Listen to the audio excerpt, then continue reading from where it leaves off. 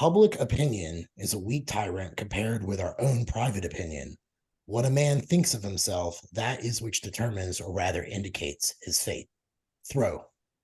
Ooh, I always like some David Thoreau, but today going deep there, Jeff. I threw a deep one for you to think about, Jason. When you're taking Maddox to karate, his old ninja shit tonight, you can like think about that deep Thoreau quote and like just how does that? Are you a little public tyrant or are you a little private tyrant to yourself? But today, as always, ladies and gentlemen, we are against the grain. We are with Chris Tuttle.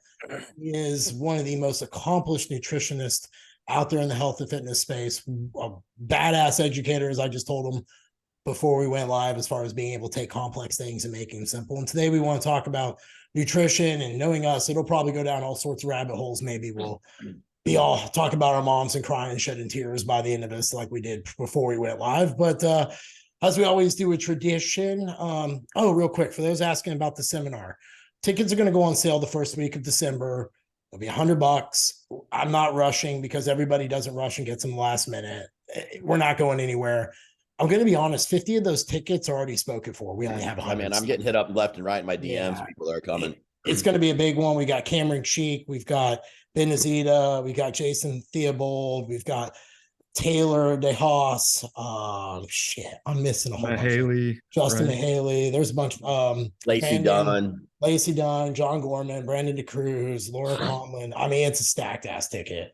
$100. All the money goes to benefit Vanderbilt Children's Hospital here in Nashville, Tennessee, which is one of the leading researchers for my brittle bone disease, osteogenesis imperfecta. So we're going to raise $10,000 for them. Feel free to come. The coaches are actually not getting paid for this who are presenting. They're coming on their own free dime to do this. So come and support it. It's going to be for a good cause. As always, we have a great time when we get together. We'll be announcing more and going that. So follow our socials, listen to the podcast, share, all that good stuff. With that being said, how has your all's last 7 days been? I'm going to go with you real quick, Robo. Looks like you live like the life of a maniac out there. Unfortunately, yeah, that's how it always is these days, but it's good, man. Business is cranking. No one thinks the economy is going to slow down who's spending money. I feel like we're heading for some cliff or something, but for now, it's a good time to make as much as you can. Yeah, I agree. I recently put I've been following. I think the interest rates, I don't know. It doesn't sound like they're going to keep jacking them up. I don't know. Well, it's not working. I think the damage is done, though. They use all trailing indicators and they raised them so much. By the time it catches up with us, it's too late to correct it. You almost got to start lowering a little bit now. There's no doubt inflation is absolutely ridiculous. That's inflammation. Sure. I mean, inflation. Yeah. You're like, I meant inflation. Same thing. I actually started putting some of my money in money markets that's just sitting rather than sitting in my bank account and stuff like that. So at least it's getting it over 4%. So good for you, man. I know you work hard. I know you've been slaving those 80-hour weeks because you come in with the bags under your eyes to prove it. So keep it up. What about you, Scoob? How was your last 7 days? What have you done that's been exotic? I see your delts are firmly round. Did you get a little pump before you came on? No, today's an off day. I would be way more jacked if I got a pump, dude. No, I'm kidding. But that was an off day. And so let's see. Lots of good stuff going on. New Ethics is doing great. We had in October that was 45% better than last year. So congratulations to you. Yeah, man. Everything's on the up and up. It's going well. Scooby Prep's great. I bet I've had 20 inquiries in the last 8 days, maybe. So everything's great there. I'm really shocked that people are really still hiring coaching right now going into, Thanksgiving, but they are. So everything's been great there. This last weekend, it was the first weekend I didn't have a soccer game with a child. I didn't have a basketball game. I didn't have to go out of town. We literally did absolutely nothing other than go out to 2 nice dinners and then go to the gym. It was fucking beautiful. Doesn't happen much, but man, it was nice. I don't know, dude. There's not much to complain about. It's 74 here in Kentucky. I'm sitting in my dining room looking at the lake behind my house. The dog's out sunning and talking to you. Great, gent. So it's a good day. Nice. My last week comprised of one, I found someone to print my book. So I'm going to be able to do 500 hard copies and buy them at a fixed price and start working at it that way. So that's good. I'm waiting on the cover back from Diana from Steven's partner, and that's supposed to give me in 2 weeks or less. Where are you going to distribute most? Are you going to still use Amazon, or since you're not using their printing, or you're not able to? I'm going to use Amazon for paperback. Okay. So Audible, I'm going to begin recording with our friend Joey here in Nashville. Him and Jimmy have sound recording studios. Okay. So I'm going to kind of begin recording that with them. Okay. And then what you do is release that like a year later to kind of like repump the book and stuff like that. But the hardcover will be, once I pay back what I call the cost of the book, will be pure profit. So okay, so what you're printing the 500 of is a hard Correct. copy cover, and then Amazon will be like paperback. And, yeah. Okay. Yep. And I'm going to sign them all. If you want me to write, like, Jason, I know I've seen your penis and it is absolutely amazing. Let's do that. Love Jeff. I will. Funny story. He really accidentally did send me a dick pic once. I did. And I waited over 24 hours before I said a word to him. I was stoned and waiting for my girlfriend to show up. Yeah. Pretty embarrassing. Yes. So how about Chris Tuttle on the show today? But other than that, I took the kids to see Metallica and Pantera. That was super cool of an experience for them to see Metallica and Pantera. Keegan cried during Pantera's Walk. I didn't realize that was his favorite song. So he's like, oh, it's emotional shit. So it's cool to see his dad. And otherwise, business has been good, man. I've kind of just been cruising along like you all. I think everybody's in cruise control and kind of like, oh, this shit's still going along. All right. Another month. But with that being said, Chris, thank you for taking the time to listen to our shenanigans these last 7 days. How's your last 7 days been? And then I want to introduce you to our audience and kind of begin unbreaking this episode, or unhacking this episode, should I say, for everybody. Sure. Last 7 days, honestly, been pretty tough because I had a wonderful vacation prior to that for 8 days in Hawaii. Oh, yeah. As you guys know, coaching and vacations don't work. So, I mean, you come back to quadruple the work, and I had to work a little bit every day. I worked about 35, 45 minutes every morning before anybody got up. I went with my best friends in Oahu. And just to answer the prep people who were within, under 12 weeks out. So answering all them. And it was fine. But I come back to like over 200 emails on Monday, catch the red eye night back. And then you're like, can't sleep. And everybody's like, did you get my email? Did you get my email? For those people that somehow don't see the auto response that I'm away. And then they send double the email. And then once they answer one email, they're like, did you see my other email? I'm like, bro, haven't gotten there yet. Relax. You're slowing me down. So it took me almost a full 7 days to catch up. Yeah. And then, of course, adapting back to the sleep schedule because Hawaii was 6 hours behind CST. So that was a little bit of a struggle, but I'm very grateful. It was a great vacation, probably the best vacation I've had almost ever. Experiences are great. A lot of laughters, weed, booze, tremendous amount of food, really good food, poke bowls. I mean, dude, a pound of ahi tuna, fresh ahi tuna for $10. Oh, wow. If they checked my mercury level by the time I left, it'd be probably extreme. But it was great. Business is, just like you guys, business for me has been just a blessing, but I haven't really been able to take on many clients over the last few months, and I don't plan on for next few months to try to lighten the load a little bit because, when you're working all the time, then you're like, geez, I'm 40 years old and I see all these people doing all these fun things. I'm like, I want to do that. So I need a little more free time for myself to do other things I want to do besides just every single day, just hammer on the computer. I developed a product, hydration, drink more. You can check out drinkmore.com. It's basically a water enhancer that has added minerals to it, but minerals that you can consume on a daily basis to incentivize adequate hydration a day, not something that if you overconsume, you're going to get pitting a demon in your ankles. But everything's been crazy busy. It's, how it is, guys. It's like trying to find that balance of happiness, free time, but also your success goals. So it's a lot. It's a lot. It's funny you bring that up about trying to maybe not take more, find a little better with less. So I met with my financial planner last week and he's like, man, as long as you continue on this path, dude, in 10 years, you're pretty set. He's like, you just have to keep this pace. I'm like, well, man, this pace isn't hard to keep, And now I'm like, what do I do with this other little bit of time that maybe will open up from making this decision, and then leads to a whole bunch of things. But it's interesting once you get past 40. I think Jay's kind of been the same way. Kind of like where how do you kind of trim it down and get some of the fat off where it's a machine for you that you really thrive in and can check out of, and it manages itself pretty well with minimal effort. So another thing is I tell my wife, I'm like, how much money do you need? Like we're not lavish people. So it's like, as long as I can buy the food that I want to buy, I go on the vacations I want to go on, and go to the weekend. I can spend $400 on a dinner and not be like, oh, I got to budget this.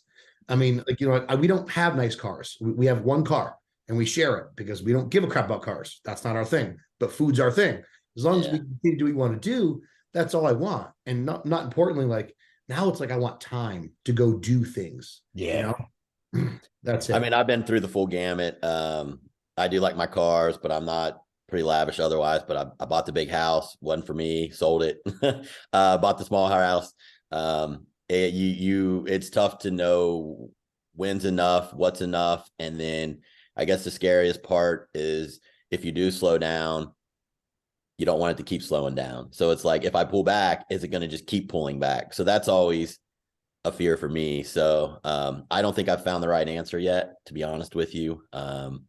So I just kind of keep grinding and saving and grinding and saving. And then I think eventually my financial guy will be like, yeah, man, it's plenty. So I don't know. Someone's probably going to hit me over the head and tell me rather than me knowing. So, well, Jason, check this out. I mean, how many times, I'm sure we've all done this, where we thought we were chasing something that was ultimately going to lead to a feeling that never came. Yep. 100%, Exactly. dude. And then you're there and you're like, well, I have what I was shooting for, but I feel more like shit than I was 2 years ago. Yep. That's how it was. Money. I got the house. I'm like, Money, why am I money, spending money. this mortgage money when I could be putting this in my savings? Just because you have it doesn't mean you spend it. So, and it didn't make me any happier. So, but I think you got to find those things out. And toys and experiences. You know what I mean? That's where it's at. Yep. Yeah, I agree with you 100%. I thought getting some of the things I had in life would make me feel a certain way.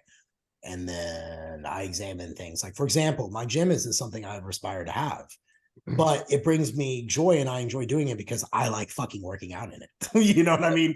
So I want it to be where it's an experience for me. And the byproduct is everybody else gets a great experience because I want that experience. But you have that thing, a well-oiled machine. I mean, other than training some people in it and training yourself, you kind of walk in and it's like, yep, this runs itself, Yeah. So, no, I kiss babies and shake hands when I'm in there.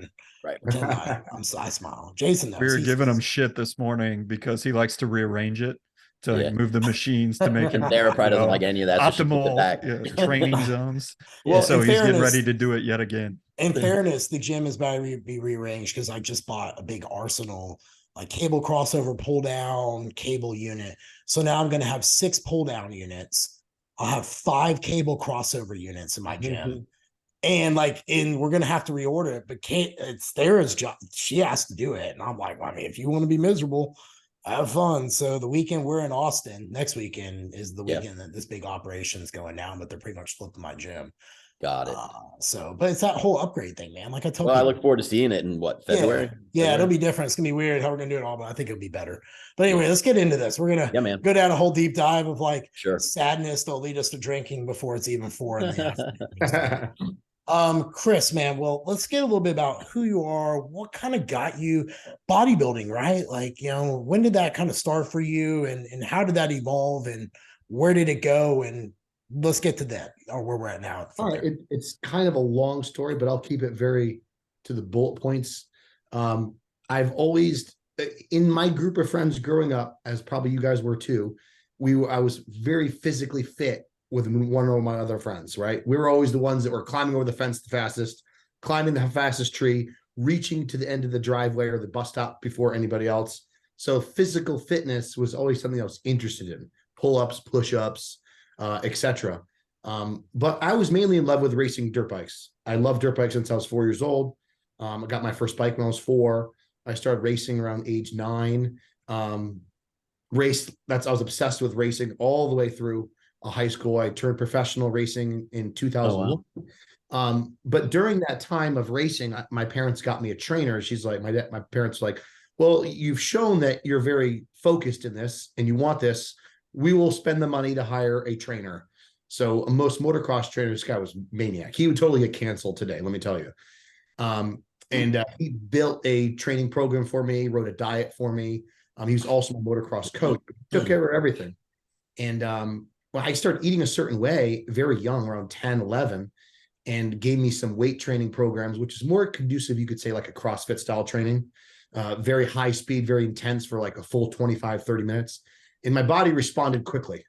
And I remember being 6th grade, girls being like, "Oh my God, you have abs, shoulders." And I didn't know that was a thing. I didn't even recognize that in myself as that wasn't normal. And I was like, "Oh, I get attention from this." So then I picked up some, Flex magazine, Iron Man, 7th grade, being like, how else can I build bigger muscles? Looking at ways to train to build bigger muscles. And my trainer like takes my magazines from me at the motocross track. He's like, "You can't train like that and race motocross." He goes, "That's like trying to be a sumo wrestler and run a marathon at the fastest pace. Like, you can't do that. You got to be running, biking, swimming, some basic strength training, etc. I need you light, no arm pump." But I always would sneak in curls and stuff like that. But I did notice right away how much better I felt nutrition wise with the way he was telling me to eat. And he was a very, I guess you could call it now a macro based ideology where every meal has to be complete. He's like, "Dude, protein should be at least 40% of the meal. The other 40% should be carbohydrates. The other 20% should be fats." He never had me weigh anything, but he's like eyeballing it, roughly getting an idea and help me formulating meals. And I'd eat like that, and I felt better. But prior to that, one thing I did miss, I was diagnosed with hypoglycemia at a young age. So like I remember doing the glucose test, and my blood glucose being at like back to 80 after ingesting like 120 grams of sugar within like 45 minutes to an hour, and then it would plummet. So eating that way was obviously conducive to hypoglycemia, which made me feel better. Weight training for motocross made me look a certain way, and I always wanted to like lift to build muscle, but I couldn't because racing was my priority. Once I turned professional, racing, I'm sure, I don't know if you guys are familiar with this. It's a young man sport, and it's pretty unrealistic to manage that much injuries every year, because I was breaking a bone almost every year. I was going to ask you what your worst injury was, because my friend's son, or kind of an acquaintance, his son's in it, and he's hurt like a lot. I mean, he's good at what he does, but he's hurt a lot. Yeah. Oh yeah, it comes with it. It's like if you're a boxer, you're going to get punched in the face, right? You know what I mean? Like if you're a bodybuilder, you're going to tear a muscle eventually. But as motocross, it was a bone every year. And then eventually as I get older, I was like, man, I don't know if I want to keep feeling like this. Because, you break a bone when you're 15 versus 22, it's different. When you're 22, you start thinking a little differently, like, oh, dude, that really hurt. I don't know if I want to do that again. When you're 15, you're like, when can it heal so I can get back on the bike? But when I stopped racing, I immediately wanted to bodybuild right away. And then I legitimately went cold turkey, no racing, and went all into bodybuilding for my first show in 2005. And that's kind of how it started. And I just wanted to do it because I liked weight training. And it's like, oh, I can lift weights and not break bones and save all this money, because racing is terribly expensive, especially if you don't have a lot of sponsors, and sponsors don't really get excited about a 22-year-old. They're excited about the young kids coming up. Yeah. So that's kind of how it started. And then my major was exercise science when I first started college. Then I immediately changed to nutrition because I wanted to learn everything I could about nutrition. Competed all through college, and my master's and my internship. And that's what I wanted to do. And my whole business model that I have now was really by accident. I had some guy help me from a bodybuilding show, the first show. Didn't do great. I picked up all Chris Tuttle books. I read them all, applied some basic principles, basic progression. Did the show a year later with 12 pounds heavier stage weight, better conditioning. And then I ended up winning. And then a guy at my local gym's like, "Hey man, can you help me with my show?" And like, unlike people today where someone does one show and they're an expert, I said to this dude, like, "Listen, man, I got no idea what I'm doing. I just did one show. I did it myself. So I can't help you." And he comes back to me like a couple days later. He's like, "Come on, dude, help me. You know something. You know more than me. So how about I pay you some money and you can help me? Do your best you can." Okay. Then I did. He did well, better than last year. Then his friend goes, "Hey, what'd you do?" And that's how it started. I never intended to have a business myself. I just wanted to be a registered dietitian working in a hospital in a clinical setting in the ICU or oncology. And that's ultimately what I was set to do. And then eventually this just kept snowballing until I was like, I'm making more money working 15 hours a week as an online coach, and I am working 40 hours a week as a dietitian. And then eventually I just snipped the cord, bailed out of the hospital, and then worked full time. Then eventually my wife joined me, and then eventually just got out of hand. And now we're just trying to figure out a way to have a more balanced life, because as you guys know, working this many hours for this many years, eventually you're like, my age and everything's passing me by. I want to start doing other stuff now. Yeah. Your story isn't much unlike mine. I started because of soccer, so I started just strength training for a sport. And then it got to the point where junior year, my best friend beat me out for the starting role, and I'm trailing around with college and playing 15 minutes, and I'm losing weight. And I'm like, I'm just going to go all into this bodybuilding thing now. I wasn't at a school where I could, study nutrition. I was at a small little liberal arts school. And then, same thing. Like I was just doing shows and people would be like, we prepped me, and I did shit for free for a long time. And then finally start charging. But as people were asking me, I was a lawyer. I wasn't really trying to create a business. It just kind of found me. So it's funny how those things kind of work out, It's funny too, how I'm sure people ask you this. They go, hey, how'd you get started in your business? I want to copy your business model. I'm like, listen, bro, I never had one. It was just, it just progressed. And then I went with it. And then, you refine things to be more efficient, and then you have a better system, and then you have this and you have that. There was no like marketing 101. No. And that's what I tell, I have coaches that come on under me, and I say, listen, I can educate you, but I am not a marketer. And so I have someone on my team who's grown from $2,000 to a $30,000 coach in like 18 months. I pay her to educate my new coaches on how to do the marketing, because it wasn't really how I built my business. I was up on the stage and people in the gyms were asking me. Then I was on message boards, and it wasn't really like I was like, hey, I'm going to do this. It was kind of like, this will be vacation money. That's what I thought. If I make an extra 10 grand a year and, I make my 6 figures as a lawyer, I'm good, and then it just kind of snowballed. So I feel you, Oh, the marketing thing. Oh my God. I'll be flat out with you guys. I hate social media. So like when you guys see me post something educational, that's pulling teeth for me. Like I honestly don't get any gratification from it. I don't like to do it. I personally think for me, it's a waste of time. My wife's like, you should still do it. You should still do it. And I'm like, it doesn't make me direct money. If I stopped social media completely, it doesn't affect anything, which is funny. I got my Instagram canceled because I got impersonating somebody else for 3 months, and nothing changed my business. Nothing. Oh, wow. Damn. The rate of inquiries never changed. Huh? So at first I was nervous, but I mean, I built my business a lot around nutrition related disease and weight loss. So like, that's not going to affect my fitness industry, right? If a fitness industry changes, that doesn't affect my income in that regard. But I have a lot of trouble with it. And like you, man, if I had to have somebody do marketing, it's like, I got to pay somebody to do it because it's painstaking for me. Painstaking. Yep. I hear you. So how, given that you work with a lot of prep clients, stuff like that, my mind immediately goes to the nutrition question of how vastly different is the world of like what we do in the competition realm, different than what most gym pop people even comprehend, and even what they teach you guys in school, because you often see the war of the bodybuilder coaches or coaches being like, fuck those nutritionists, they don't know what they're talking about. They go to school, they're taught to look at this and that. I'm curious to kind of go down that road, because it sounds to me really interesting that you're reading or wanting to do into nutritional related diseases. And before you answer that, I don't know if our listeners know, but you're a registered dietitian, correct? Right. Yeah, registered dietitian. That's where Jeff's head in that question. Yep. Yeah, so there's 2 parts to that question. I mean, I'll tell you right now, what they teach you in school is very outdated. It's very basic. Yeah. They don't teach you calorie balance. They teach you metabolic adaptation within the setting of elderly patients when you're refeeding people, but it's not by any means metabolic adaptation in regards to low calorie diet for somebody trying to lose weight. They don't teach you any of that. They don't teach you carb cycling. They teach you a balance, everything the USDA regurgitates. And because they have to follow the code of ethics and what the evidence-based practice is. And it's honestly, I mean, I'll say it's a load of crap. I learned a lot about nutrition-related disease, like, managing different disease states. When someone's on a ventilator and their CO2 is high, how you have to adjust their carbohydrates, like, and their nutrition, like TPNs, and reading their labs and adjusting those micronutrients in the TPN bags, like that kind of stuff.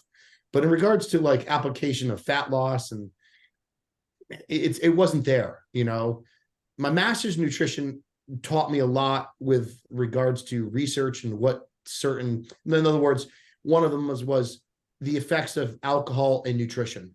So we studied all these studies on alcohol related nutrition, how it affects your body and long-term, short-term, what nutrition related issues come with alcohol. So that was interesting. That was something that like I learned a lot from it. The other one was mortality, morbidity rate with people who eat a very balanced diet versus people who rely on synthetic vitamins and minerals. And obviously you guys already know the outcome to that. People who have balanced fruits and vegetables without synthetic vitamins live way longer. So that type of information, I feel, helped me more decipher through the crap that we all see on a daily basis. When you see people make claims on the internet, and I'll look at it right away. I'm like, yeah, I don't know about that. Let's look at the study. Like kind of like Lane Norton actually looks at the study, whereas people just read 2 lines from the abstract and have no idea what they're looking at. And they form a conclusion, or they look at, Joe Blow's interpretation on news station of a particular study, and everybody's all wiling out. But when you actually look at the study, that's not what it says. So I would say my education has really helped me feed through that crap. But I had to learn a lot of that myself outside of, my education with school. But it's drastically different in that regard. And most people are right. Nutritionists they kind of put themselves in a box. And unfortunately, a lot of people, just like any job, people choose a job just to choose a job. This is their school. This is their degree. This is where I'm going to work. They come home. They don't live, eat, breathe nutrition. They don't, so you get people that are afraid to look outside the box and stay within their educational realm. And that's why people always be like, dietitians, can't work with them. They don't know anything. I got nowhere with them. It's because they're regurgitating what the USDA said. There's a lot of RDs that are good, but honestly, vast majority, in my opinion, are not well-versed like we are in regards to manipulating body composition, sports performance, etc. They're just not, unless they specialize in that field. Yeah. What's your thoughts on, and you've been doing this for over 20 years, the actual competition side and the coaching side. What have you seen trend-wise in our industry through nutrition that you've been like, hey, that's really good? And what have you seen nutrition-wise on a trend that's been, holy shit, that's really bad? And, you should never want to explore that. Then from there, I want to kind of get into micronutrients. And guys, you guys got anything to pepper in? Sure. I think one of the things that sticks out the most is the overconsumption of protein intake. I remember when it first started, I was like, I know what the RDA states, and I know what like burn victims can utilize, amount of grams per kilogram of body weight when someone's severely burned in a hospital setting. And then I see like bodybuilders, protein intake, and then people are like, well, they're on roids so they can absorb more. I'm like, roids make you more efficient. So like, there's not exactly a synergistic effect. And I've never been an advocate of that. I mean, I've prepped myself on 4 ounces of meat before as a heavyweight, and I look fine. I was able to eat more carbohydrates, obviously. Yep. So that is changed because now you people like John Jewett live, eat, breathing it and making crazy ground in his physique and eating protein that's way less than, say, what Milos would recommend, right? Milos, like 600 grams a day. And then there's John weighing 230 pounds, eating 250 grams a day, Yeah. So I think that's something that I always thought was crap. And then it's kind of catching on. More people are like, a middleweight doesn't need to eat 14 ounces of protein per meal. Do you know what I mean? And then they wonder why they smell so bad and their gut's so fucked up. You know what I mean? Oh, I know. Yeah. That's the thing. It's like you start over consuming so much protein. Now you're going to limit the amount of other nutrients you're going to be missing out of the diet because the calories are going to be so high from the protein. And then obviously the other thing I think people are changing in a positive good is the gut health, micronutrient, more variety of food. I'm getting more inquiries about competitors that already have a general ideology of that. Where before, if you mentioned that 10 years ago, they look at you like, what? I just need to eat sloppy Joe mixed white rice and beef. I'm good, And now they're more like, oh, I got to cycle my food a little bit. Got to change things around. I'm incorporating sauerkraut, bubbies, that refrigerated like 30 grams twice per day. They're doing all these other things to help their real health. Because it is, you find out real quick that without your gut health, you can't grow shit. Well, okay. So then I know you've done a podcast with Milos and all that. So given he's what, like 500 and 600 grams of protein. you're basically saying like, hey, at that point, you're better off just putting that into carbohydrates and or fats or something like that is what you're getting at in comparison, correct? Yeah, yeah. I mean, listen, I haven't worked with top, I have an open bodybuilder that plays fifth at Texas Pro. Yeah, Jordan Hutchinson. Yeah, he was just on. He was just on. Yeah, I haven't worked with a ton of huge guys. So like, I know there's a lot of anecdote to what we do and with our experience and what works for some people might work for others, but I just can't grasp in my head how somebody would need 500 grams of protein a day when they are in a calorie surplus. I just don't, I can't get my head around that. I know what people say, and I know Milos has changed so many people, and given them more food. And is that what's happening? I don't know. I just know that like, that's not required. It's not necessary. And in light of this, I will say this. If somebody's consuming 500 grams of protein and they're growing and they're getting stronger and they come to me and they're running this for gear, they're getting great progress, their gut's fine, I'm probably not going to change it, right? Correct. It's like, why am I changing this? Yep. But if they're coming to eat 500 grams of protein and they're like, their gut's a mess, they have poor appetite, they're distended, then like, I'm going to make some changes then, because obviously what they're doing is probably wreaking havoc on their gut microflora, So that's kind of my thought process behind that, because you can't argue a lot of the results that Milos has had with his clients. So there's that. But as you guys know, he's also working with some of the best athletes of all time. Right. And we've all worked with genetic freaks that blow our mind, right? Kind of like you're looking at their progress in 1 week and you're like, you didn't cut any more food? They're like, no. You take any more gear? They're like, no. I'm like, did you do more cardio? They're like, no. Yeah. Like, this is insane. You look at the pictures and they're changed. So the genetic outliers kind of ruin it for a lot of people's understanding of nutrition. Yeah. That's what I was going to say. I mean, there are those guys and even gals who can house down 400 grams, at 200 pounds, and they're fine. I know I'd be a mess. I remember quick story. When I was competing, I had a local guy do my diet. I was a bantamweight. I didn't know anything about tracking macros. He just would give me the diet and I'd follow it. And I started posting it online. I remember back on muscular development. And one of the guys on there was like, man, you have good shape. I can help you. He's like, but you ain't going to get in good shape on that diet. It's way too much protein. He's like, go plug it into some site. It was 320 grams and I was going to compete at 143.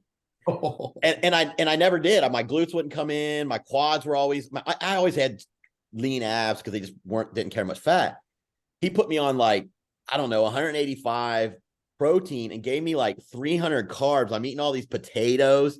It felt like I was cheating. It was the best I ever looked.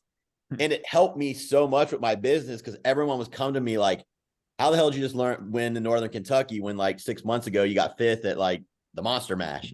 And I'm like, well, I did this. I ate less protein. That allowed me to eat way more carbs. And they're like, sign me up for that. I want to work with you. And it was just simply all these guys. That's what they would do. These diets around here would be way too much protein.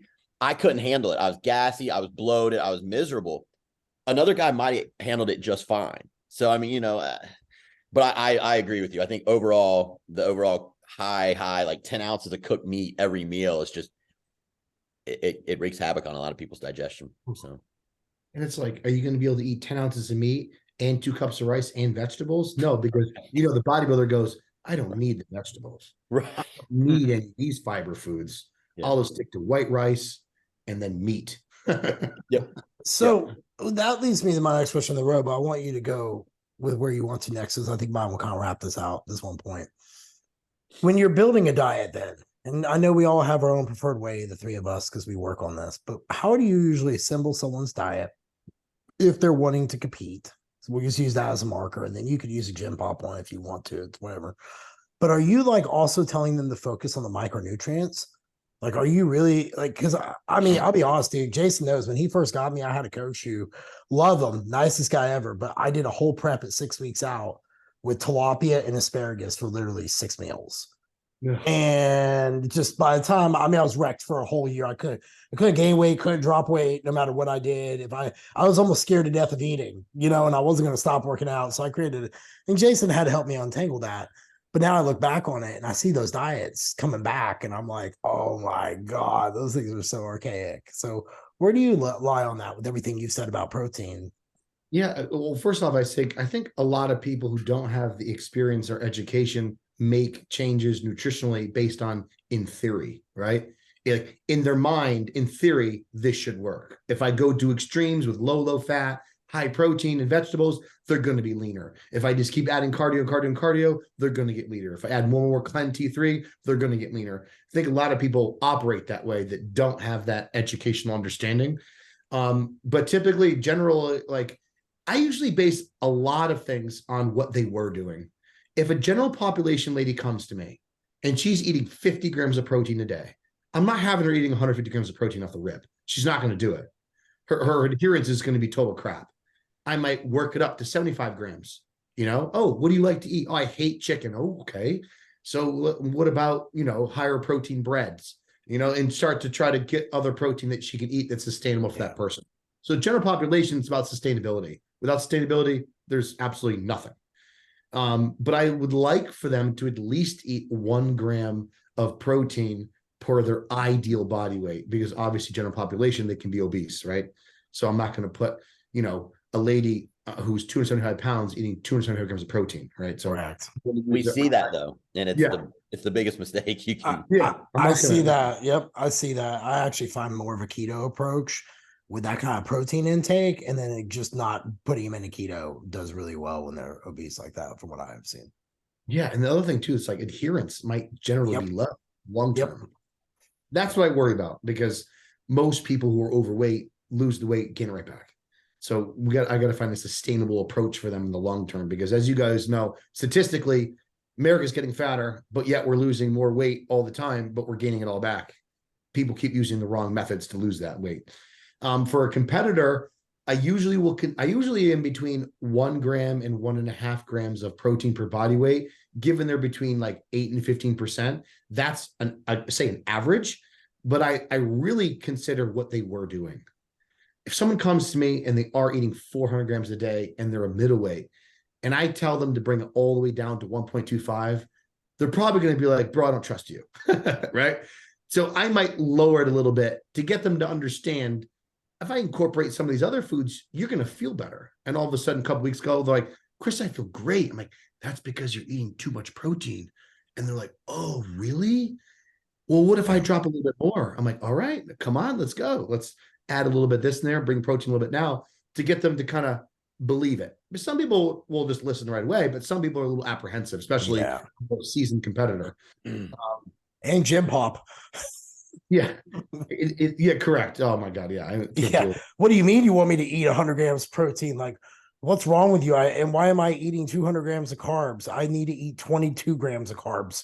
Yeah. Oh, the intracarb is another one that gets me. Like, oh, I just can't deal with people who overconsume intracarbs for no reason.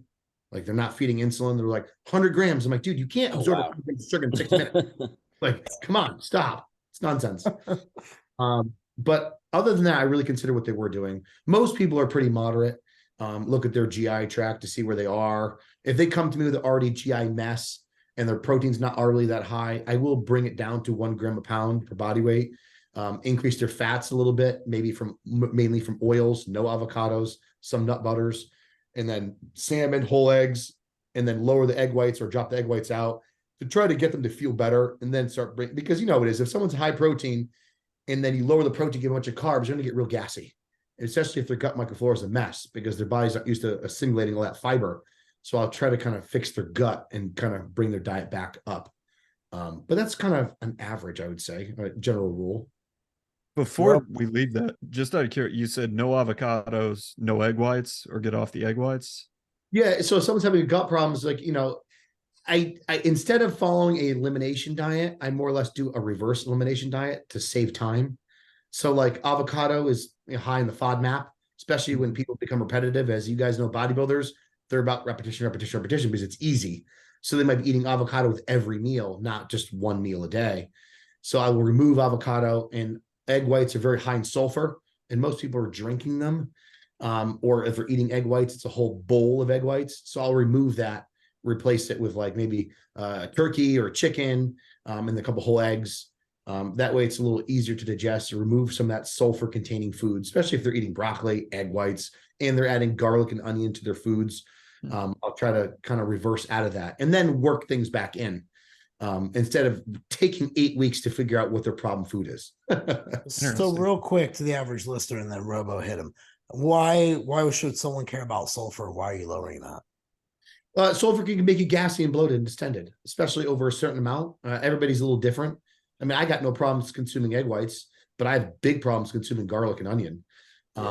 So like, I mean, I don't want to be gassy. I don't want to be gassy all day long. So, sulfur containing foods are generally problematic for people. Brussels sprouts, broccoli cause a lot of people gas, onion, garlic, and a lot of egg whites. It is a couple 4 whole eggs people can tolerate. When you have a couple whole eggs and like 500 grams of egg whites, people, that's a lot of sulfur. Yeah, 100%. I do have a question. Robo. Oh, No, hit Scoob. I'll follow up. Okay. Go for it. why does this isn't necessarily directly nutrition per se, but so you obviously work with Gen Pop and bodybuilders. Yeah. What is your percentage, do you think, of your business? Oh, 80% is general population. Oh, is it? Okay. Oh, for sure. Yeah, Okay. 100%. Got it. So that's more like me. I was more all bodybuilder, and I've gone way more towards Gen Pop and people with weight loss resistance. So I was just curious where you were at. Do you find being a bodybuilder in the past makes people any hesitant to hire you as a Gen Pop? I don't know. Okay. And the reason I don't know is our inquiries have steadily increased linearly over the last 10 years. Yep. So like in the majority of those inquiries are not competitors. Okay. Yep. I think because I'm a registered dietitian, Yeah. I think that is what really caps a lot of people. And I have an insanely good reviews on Google. Mhm. And I've been written up by a lot of health and nutrition folks in articles and magazines, as in like, if you want a good diet coach online who's a registered dietitian who works in a population, Total Nutrition is the business. I've gotten an astronomical amount of inquiries from those writings over the Got it. years. Let me ask you a follow-up. Yeah. So when you post any of your bodybuilding clients, I'll get people that'll be like, hey, I want to work with you. You obviously have helped a lot of females with weight loss resistance, but I'm not a bodybuilder and I don't want you to make me a bodybuilder. And it's like, yeah, no, I definitely want to do that. But they see those athletes still on my page. So, and I want to showcase them because I still do both. Have you ever had anything like that or not really? Yeah, 100%. My wife for the longest time was like, you need to start posting a lot of your general population clients too. I'm like, Lex, 80% of your general population clients don't want to put themselves half naked on the internet. You know what I mean? Mhm. But bodybuilders are all about that. They want to be showcased as much as possible. So just like you, like bodybuilding for me and helping people it's more of a hobby. And like, this is cool. I get to see. And I, like you said, I get to showcase the changes, which is exciting for me, even though I'm terrible at still posting. But I do get those inquiries as well. People ask questions like, I want to get shredded and be lean and kind of like that, but I want to compete. You get a ton of those. Yeah. And then of course you always get the referrals from their friends who's not working out with a coach, taking 5 days to respond from an email update or whatever. But I mean, all in all, Instagram is probably my least generator because in my inquiry where it says, where'd you hear about us? Maybe 10% says Instagram. Okay. Wow. That sounds about right. I think referrals go a lot further than people give it credit for. A lot of people spend a lot of time on Instagram building out content. And I'm like, it's doing the work with your clients and having good back ends. And there's a lot to it. 100%. Say that really again. actually helping people. Yep. Yeah. And that's my issue with like putting so much content out, right? It's kind of like I'm spending all this time, in my opinion, like I hate it. So this crap content, just like creating things and teaching people what I've learned over the years, which is helpful for people. But like it's time, it's effort, but it's taking away from me taking on another client that's paying, me taking away from me maybe spending an extra 10 minutes with a competitor posing. So it's taking away from the business I already have. So like, I just don't see the value in it, where I see some people pumping out an absurd amount of content. And I'm like, looking at my wife, I'm like, that shit would take me like 12 hours a week to do that. Yeah, I'm like, 100%. where did we And get I'm sure this some people spend that. That's Yeah. wild. I Robo. will share as a Gen Pop, guy Yeah. under Jeff's tutelage. When people post, every day in the bodybuilding business and they post paragraphs, I don't read that shit. I don't care. I don't really pay attention to the picture. I don't give a shit. Like Well, Robo, what do you like to see? Maybe that's the question. I don't really care about what I see on social media. Okay. Like Right. it's just not what's going to do it. It's going to go in to the gym. It's going to be the work that gets done in the gym. Does this guy know proper form? Is he actually coaching? Is he paying attention? So that's, for example, when I went into Iron House the first time, I didn't know Jeff from anyone. But it was going through those first few sessions and I was like, oh, I believe this guy. It took me a long time to buy into his nutrition side. I bought into his lifting side, but that's the part that convinced me. And I don't think you would have done it with fancy Instagram posts. Yeah. I think it just takes time, experiment, and you got to learn to trust them, at least for me to jump into it. And when you get clients like that, I'll be honest with you, I think they stay with you longer than what you get online through Instagram and shit like that. You look at 3 to 6 months, and man, dude, the first week that they get they gain a pound, and if they do it like a second week in a row, you're getting blown up and eating the shit sandwich, and it's kind of like, well, damn, you know what I mean? Like you're a little bit more damaged than we thought. You got some stuff to really work on it, and you don't get as much grace. But in person, you get a chance to really kind of connect differently. And I agree with what Robo was saying. And that's why I always thought in-person training was going to make a comeback after COVID, which I think that has cleaned up a lot of the online coaching space a little bit, where it's not as so cluttered as it used to be during 2020, in my opinion. Yeah. I will say to add that though, there's a huge deficit of good in-person trainers. There's a huge deficit. I mean, we've all been, you see a trainer like, this dude doesn't know what the fuck he's doing. Yep. Shit. And I go to, I see it every day. Dude, if I had a few more good trainers in my gym, I could really do some damage in the city, but they're hard to find. And the space is combined with egos. And that's always really hard to manage, because I always tell myself as I grow my team, is it one more ego that I really want to manage? And so one way I've started filtering through this, so you guys can know, and then Robo, please take some questions. Is I always asking, what does a good day look like to you? What does a bad day look like to you? And what is leadership to you? And those three things there can tell me everything I ever want to know about working with someone on my team now. Because they will give you, because they don't know what to say. If they can't tell me what a good day is, then odds are they don't have many of those. Being honest, man, if someone's always fucking seeing clouds, I don't want to be around that shit. I'm 43. I got 17 more good years in me before something probably catastrophic and I'm drooling out of a corner of my mouth and shitting out a bag. So, and then it's cocaine and heroin until I go out the door. But anyway, Robo, what questions do you have, my man? You better make it past 60. I know. I know. Yeah, Shit. it's all the drugs he's shooting up, and that's nothing to do with. I trust everything from China, Robo. You leave me alone, damn it. Whatever you say, man. Chris, do you use keto? And if so, how do you use that in your practice? Good question. Honestly, never really. There's a rare circumstances that I might implement it to regain someone's insensitivity really fast. Yeah. They're really chubby. And they're like, I want to do a show. I'm like, dude, you don't have time to do a show. And they're like, I want to do a show no matter what it takes. I might start the first 4 to 6 weeks on 0 carb and then bring the carbs back in.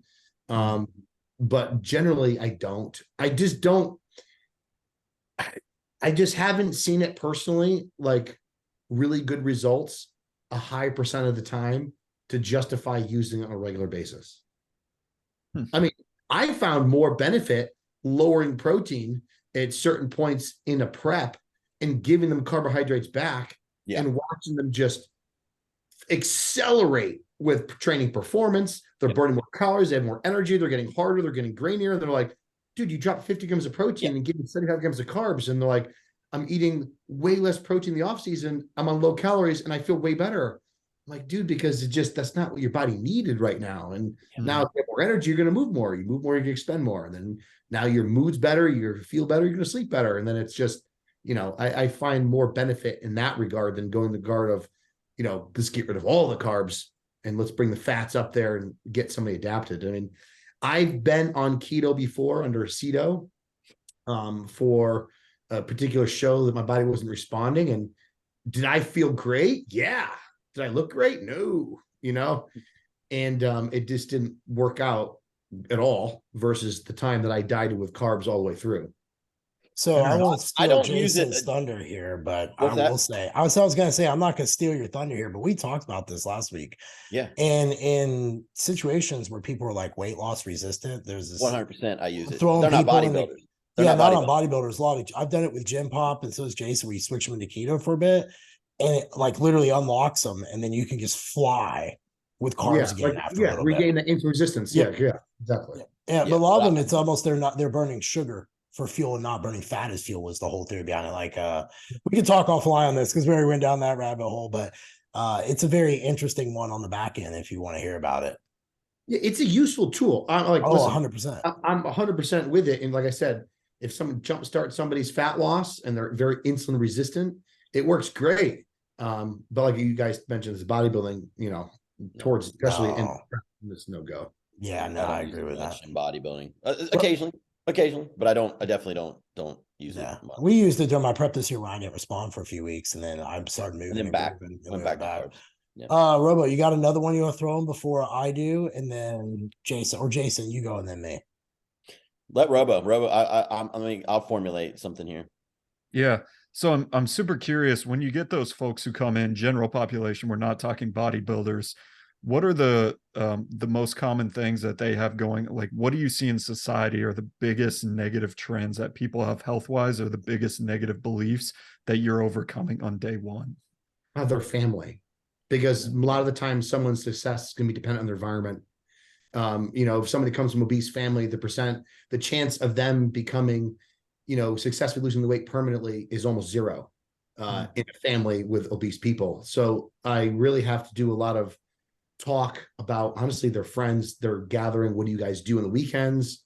Oh, we go hometown buffet, we eat with my friends, and then we go to ice cream after. It's like they're changing their whole social circle, their whole structure, and they get a lot of resistance from their friends and their family. So a lot of them are not prepared for the amount of negativity they get with a positive change they make in their life, which ultimately makes them feel guilty, and then they stop. So that's a big push. And the other one is obviously carbohydrates. They're like, I get white rice in my diet. I get pasta in my diet. I'm like, yeah, because it's part of your 150 carbs a day. It's what you can eat. Oh, I thought it's fattening. People have that perception, like, eat bread. I'm like, yeah, of course you eat bread. It's like 15 carbs, like general weight loss.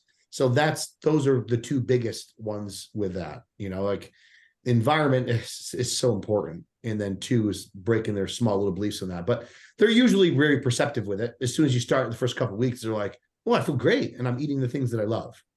Yeah. It's crazy how many friends you lose when you stop drinking, you stop going out to eat shitty places. They weren't real friends. 100%. Yeah. What's really funny? The circle gets way smaller as you get older. Yeah, for sure. What's really funny? I was shocked. I was in college in Tampa for a short period to see if I wanted to go to school and finish my last 2 years in Tampa. And I roomed with this buddy, he was from Puerto Rico. He's actually a doctor now, long story short. But when I met him, he's a little heavier set. He liked lifting weights, loves eating. And he sees me measuring all my food. Hey, what are you doing? I'm like, I'm just measuring my food. I monitor what I eat. He's like, okay, that's cool. Want to go train? Never said anything ever again. We go to Boston Market. I'm like peeling the skin off my chicken and portioning this. Nothing negativity. He's like, bro, you can eat that skin? Eats my skin. But like one of those people that like didn't feel uncomfortable being around what I did, didn't ask questions, didn't judge, wasn't busting my balls. He's like, whatever, dude, Tuttle does. Who cares? And then, but we would go other places, meet other people, and I'd immediately get pointed out. Oh, you brought your own food? And my buddy Manny would be like, yeah, who fucking cares? Some people do, some people don't, We were at the beach, what was it, 4 weeks ago, and looked around one day and tried to find people who weren't obese. And I think we spotted 3 in the entire day. Yeah. Yeah, we were out there for like 3 hours. Yeah. Oh, dude, the negativity you get for being fit is real. Yeah. They look at you, you're like, oh, you must be a juiced out asshole, You can't be smart and in good shape either. That's just not allowed anymore. Yeah. What are your thoughts on peri-workout nutrition? You brought up something earlier about your intracarb conversation. So I'm curious about that. And then Scoob, if you got one, and then Robo, and then we'll clean it up and finish this one. Yeah. So like you get some people, they come to me and they're consuming like 50 to 100 grams of fasted instant carbohydrates in their intra workout, and then another 200 grams in their post workout. It's so unnecessary. It's like you're trying to control body fat in the off season. You're trying to control spikes in insulin, and they're not even using insulin, or you're trying to maintain insulin sensitivity. It's just not required for a 45-minute arm workout. Like I just don't understand people's thought process of getting too extreme when it comes to loading the amount of carbohydrates around training. Should carbohydrates be centered on training? Do I believe that? Yes, I do, but not to the extreme that some people take it, right? Where you got 300 grams of protein around your training and then 0 carbs the rest of the day. I don't buy into that. I don't like that. So like for my realm, I generally like to have carbohydrates in most meals, specifically the last meal of the day, to help with sleep, calm, being relaxed, not going to bed hungry or having cravings. And then more carbohydrates be centered around pre, intra, and post, but nothing to an extreme amount where, you remember the days of like slamming a bunch of waxy maize and then like an hour and a half after training, you're like falling asleep. I don't want people feeling that way. I want people to have good glycemic control and monitor their overall energy balance to their weight and their body composition week to week. So that's what gets me. And I try to lower their carbohydrate sometimes, and they're like, "Wait, I'm gonna go catabolic, or it's not gonna fuel me." Like, bro, you have 600 grams of carbs in your entire day. You excluding out 20 grams of carbs in your intra, it better not make a difference, because if it does, you got a problem, and it's probably more psychological than anything, more placebo. Scoop, what do you got in that, Robo? Well, this is a little not necessarily nutrition guided either, but I'm just curious, what's your biggest bodybuilding accomplishment? And then, you had some pretty good placings, I thought, and then you kind of just were done. Like, what made you kind of call it? It seemed like you had a little more left in the tank. Maybe I'm wrong, but best accomplishment, and then how did you know you were just kind of done with putting it on stage? Because you obviously stay in really good shape. You could pretty much probably, get back on at any point in time. But so I guess going back to, I stopped bodybuilding for a period of time to finish my schooling, internship, etc. I got bored, did a strongman competition. Then I'm like, man, that was fun. Let's enter a bodybuilding show like 11 weeks later, and that's when I won the overall at Cutler, and then I won another overall a week after.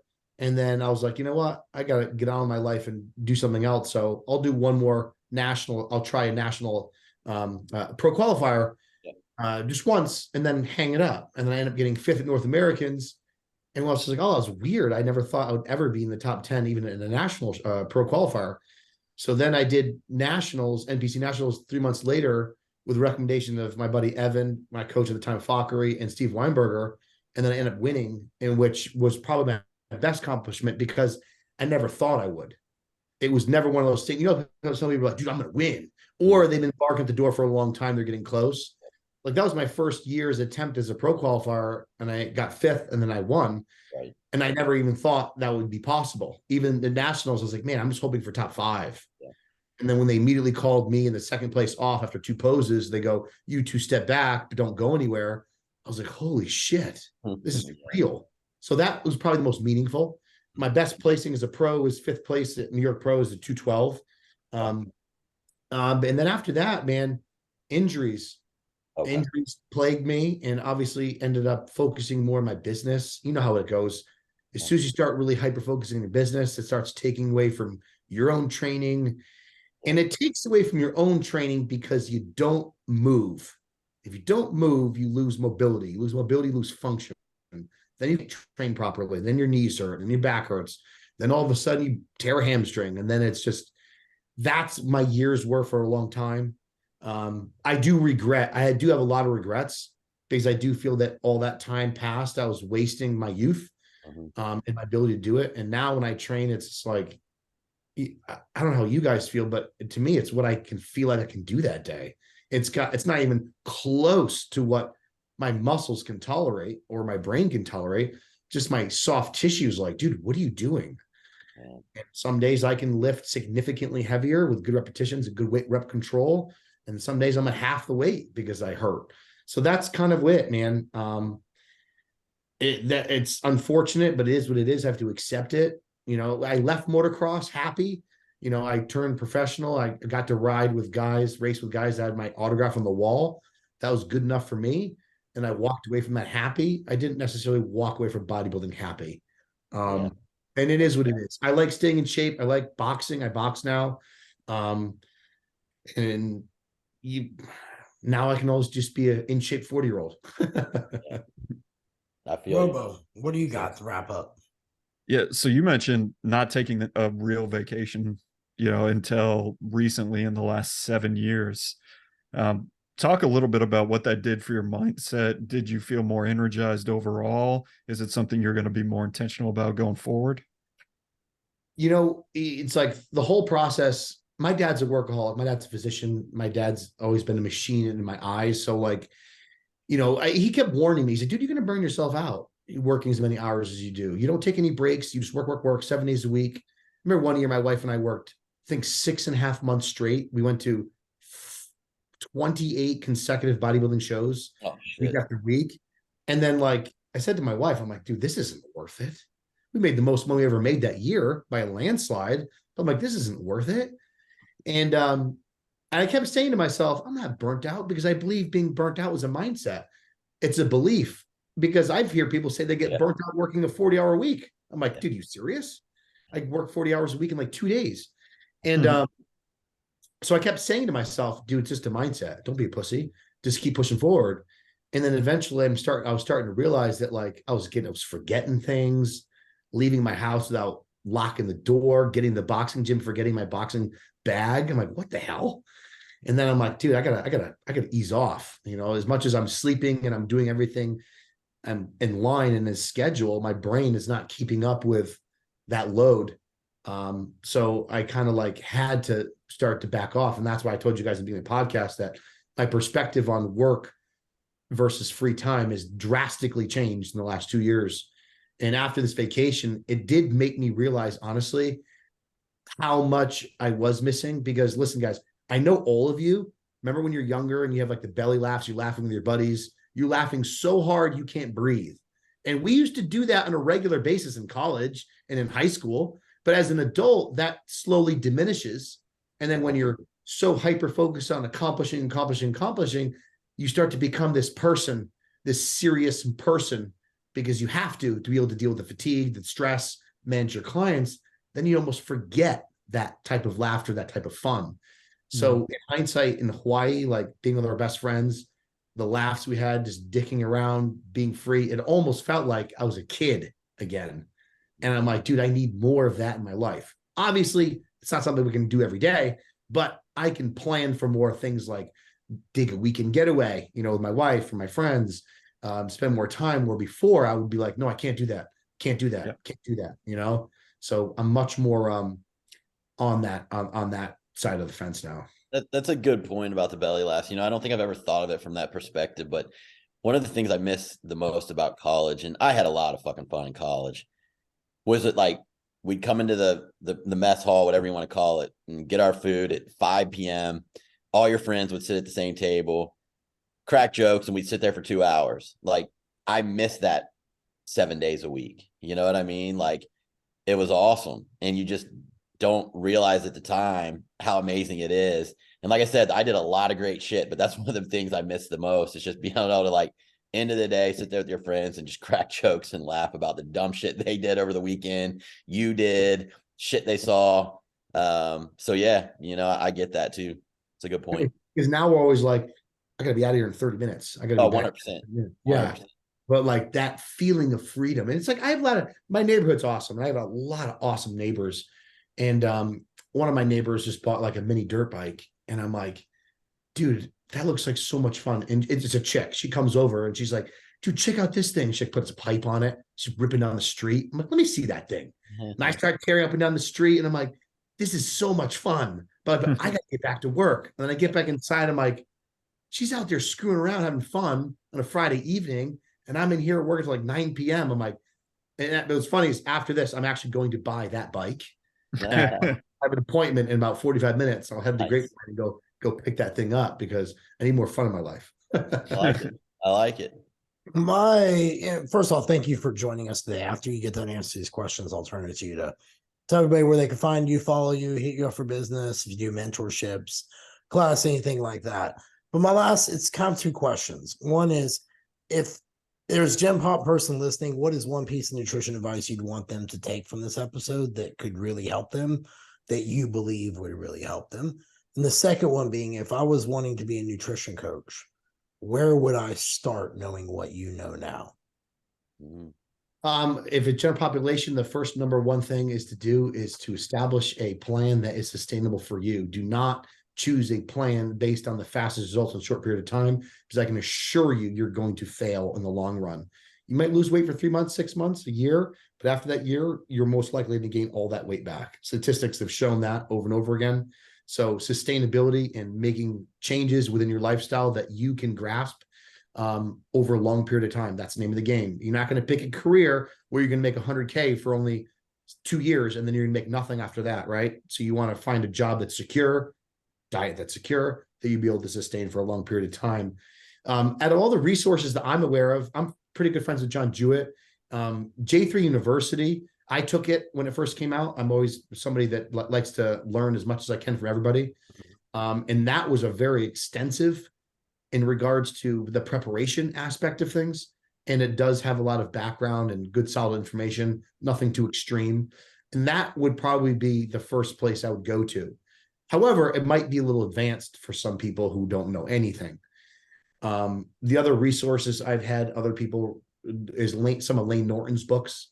But then again, say guys, like there's a lot of resources out there I might not be aware of. I just know John because I know John and I've known his course. So that's the experience I have, but I'm sure there's other courses out there. But it was very extensive and that's it. And for people who try to be a coach, just be patient. Don't quit your day job right away. Start doing it on the side and then continuously build over time. And then once you're making the same amount of money you are with coaching with your work, then you can cut the cord and go on your way. But just be prepared to manage all your taxes and then buying your own health insurance, which is not fun as a self-employed person. I have many stories with that, but because all the crappy insurance that you're going to buy that's reasonably priced, no good doctors take it. I guess what you're trying to say is don't get a nutrition degree, right? Well, it's funny. I get that question a lot. Chris, I want to be an RD. I want to do what you do. I'm like, well, slow, pump the brakes. If you want to do what I'm doing, you want to become a coach. If you're looking for a potential job secured in the long run where coaching might not be something you want to do, then go the nutrition degree, because no matter what happens, I can get an RD job at a hospital, long-term care, dialysis clinic. I can do a lot with my RD. I'm not going to be making tons of money, but I will have job security. I'll have good benefits at the hospital, etc. But it's not something that's required by any means to be a coach. And if you're looking to be a coach, it's probably not the route to take at all. You're going to be in a lot of debt. It's a lot of work. I mean, my internship was 1,300 hours of unpaid work. Right. Yeah. That's a ton, And it's a year, right? If not more. Yeah, it was a year. Mine was the longest. Mine, I think, was 13 months. There you go. I did mine on Stony Brook University Hospital in Long Island. But yeah, some of them were Chris, short. What is it about roughly to go to RD school? Just roughly. I mean, I know you don't know exactly, but do you know about what it costs? Okay, so for example, to be an RD, you have to have your bachelor's in nutrition and dietetics. Okay, that's your major. And then once you get out, then you have to go and get accepted into a dietetic internship. Mm-hmm. So the internship, sometimes they might pay a stipend, would be like $300 a week. You pay for food, but they don't give you lodging. So think about it. You have to be spending, like my internship didn't really cost anything once you get accepted. It's the lodging, the food, the gas, the travel. So basically you might be incomeless for a year that you have to pay to live, or if you're going to be working at the same time. But I know now they have a lot of accelerated programs where it is, I believe, your last year and a partial internship, and then internship will overlap your last year. So it's not like you know, you're still in college, but it's extensive. Like you're working 40 hours a week as the internship and going to college full time. I mean, and going to internship full time, which doesn't always work because my internship was basically working as a dietitian for free in multiple different facets, you know, dialysis clinic, long-term care, intensive care, oncology, gastroenterology, working 40 hours a week as a dietitian for free. So because you're going through everything, getting the experience, etc., and getting taught. You have like a chaperone that oversees all your work. So it's a lot of money. It's a big time investment. And you know, in personal opinion, I tell people, if you're looking to make money, you want job security, be a physician's assistant right now. You know, be an APRN. Don't be a dietitian unless I'm that's hiring them left and right for my hormone clinic, and they make a good rip, and they work from home, and they got job Yeah, security. yeah, So, yeah. And they don't have to go to school to be like a doctor does, you know? no. Yeah. Chris, where can everybody find you at, follow you at? Do you do any mentorships, any master classes, anything that's super sexy? You know what's funny is, guys, like I really just love answering emails of my clients. I thought about doing mentorship, but I don't do any mentorship.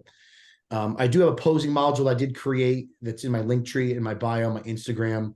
I did go over, it was 4.5 hours of posing that I condensed down, breaks every basic pose from the ground up for bodybuilding and classic.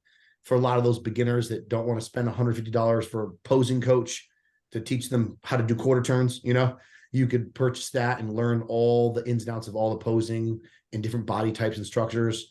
Drinkmore.com is a water enhancer similar to Mio, but ours tastes better. We have sweet tea and iced tea. Has a little bit of mineral component in there to help hydration, but not enough we have to worry about over consuming them, of course, if you put it in your gallon of water all day long. My website's totalnutrition.com. You can find me on Instagram as christuttle.rd. And I have a Total Nutrition IG page as well that I post my clients, which I'm very bad at. Like I said, guys, I post what I can, but I spend most of my time just doing my emails, answering clients, etc. Feel that 100%. Well, Chris, thanks for taking the time to join us today, man. We really appreciate it. Yeah, I really appreciate it. Fun little convo, man. Have yourself a great day. Absolutely. Peace. Thank you very much. Later, guys.